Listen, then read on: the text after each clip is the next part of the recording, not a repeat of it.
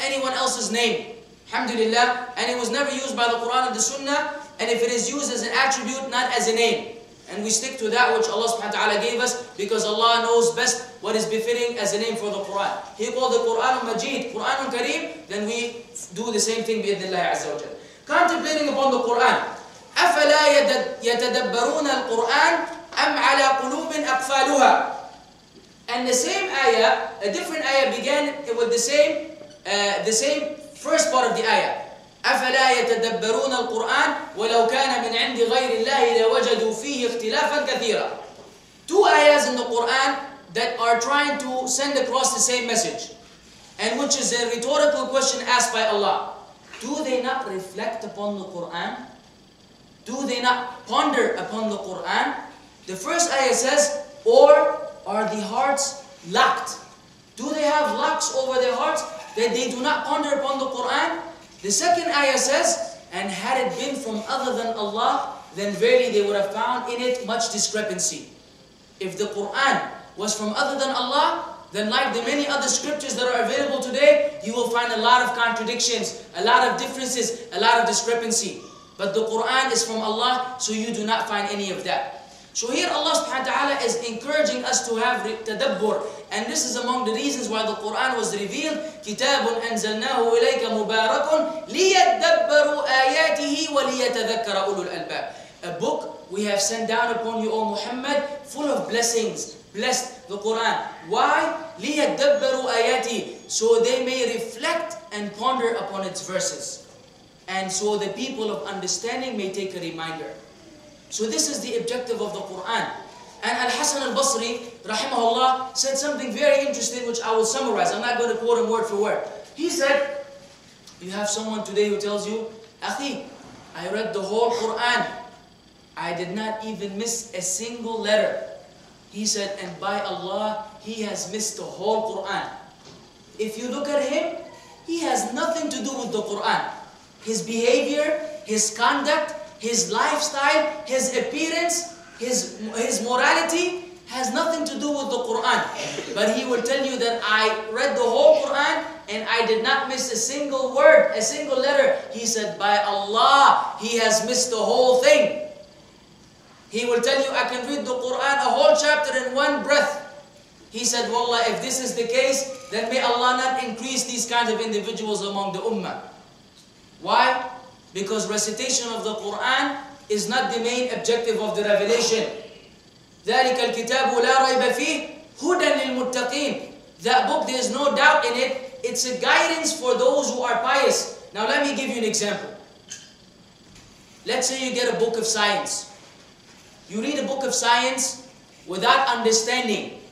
You don't know the meaning of the word. You just learn how to read English. Okay? They taught you that the R sounds like an R and the N like an N, but you don't know the meanings of the words. And you read a science book. Will you benefit from it? You may read it very nice, you know, and you begin from the first chapter to the last chapter.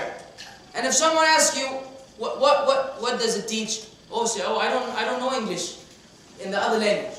I know how to read English, but I didn't learn vocabulary. I have no vocabulary, no definitions. Can we say that this Quran, this book of science, would it benefit the reader? It's not going to benefit the reader. You must understand what is being said. So do we understand the Quran? Huh? How many of us, don't raise your hand, how many of us, when we read the Quran and we come across some verses, we actually bother to read them in the language of our mother tongue? Whatever the language you speak. How many of us actually have another book, another interpretation of the meaning of the Quran in their mother tongue language? So when they go home, they see what Allah subhanahu wa ta'ala is telling them to do. How many of us do that? Or do we just read the Quran in Arabic? Huh? In Ramadan, read, ajr, alhamdulillah. But then where's the implementation? So we must reflect upon the Quran, reciting the Quran and contemplating on the Quran. Putting the Quran into practice. When Aisha radiallahu anha was asked about the character of the Prophet Muhammad sallallahu alaihi wasallam, she said, كَانَ خُلُقُهُ الْقُرْآنِ. His character was the Quran. He was a living Quran walking amongst the people.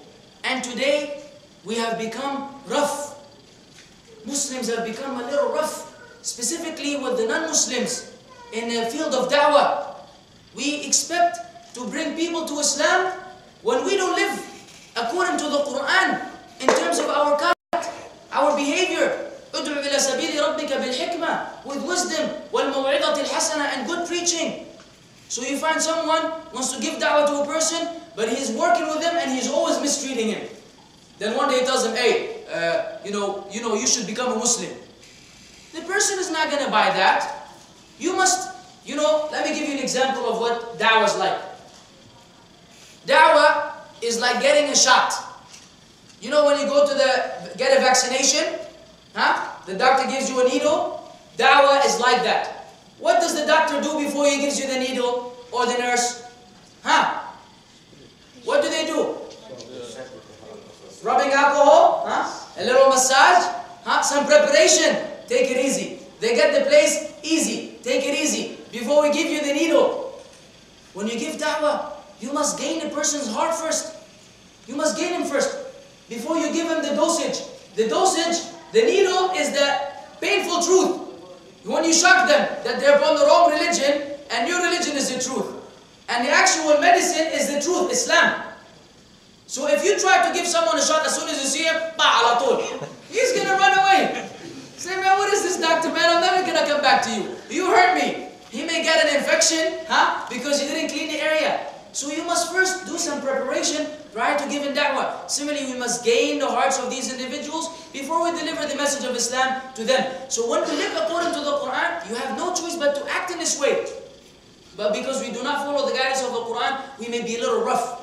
Rough, not during the lecture. I'm always rough in the lecture. You have to forgive me for that. I'm speaking about the one-on-one. When someone is sitting next to you, you have the smile and stuff. You don't get excited as I'm getting excited. You have the better chance to deliver the information in a gentle fashion. So, similarly, we must follow this particular manhaj in our da'wah bi-idhnillahi azza wa jal.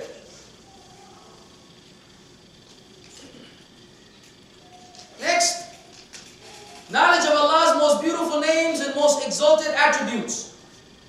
And this actually is the essence of knowledge. Every form of knowledge is a branch of this knowledge. Because the purpose of the creation is worship of Allah. And for us to worship Allah, we must know who we're worshipping. We must know the names and the attributes of Allah. Now in the hadith that was narrated by the Prophet Muhammad ﷺ, which is sahih, أن إن لله 99 اسما من أحصاها دخل الجنة. Verily Allah has 99 beautiful names. Whoever enumerates them will enter Jannah. Many people have a misunderstanding about this hadith. They think that if they memorize the names of Allah, then they will enter Jannah. No. Rather, there are 3 levels. As Ibn al-Qayyim rahimahullah mentioned, again I will be quoting him by the meaning of a speech. 3 levels of knowledge of Allah's names and attributes. First, memorizing them. Memorizing the name. Because the hadith said, whoever enumerates them. Secondly, understanding their meanings and implications. What does it mean when you say Allah is Wadud? Or Allah Qawi? Or Allah Hakim? Allah Rahim? Allah Rahman? All the names and attributes, what do they mean? We must know the meaning, the implication, and the third level, we should supplicate to Allah according to them. So we say, oh most merciful, have mercy on me. Ya Rahman, irhamni. And Ya Ghafoor, ighfirli, and so forth. These are the 3 levels. And we must give some time to know the names of Allah and His attributes. We must learn who we are worshipping. Otherwise, brothers and sisters, we may be worshipping in vain. Many Muslims today have a misunderstanding about Allah subhanahu wa ta'ala. And they ascribe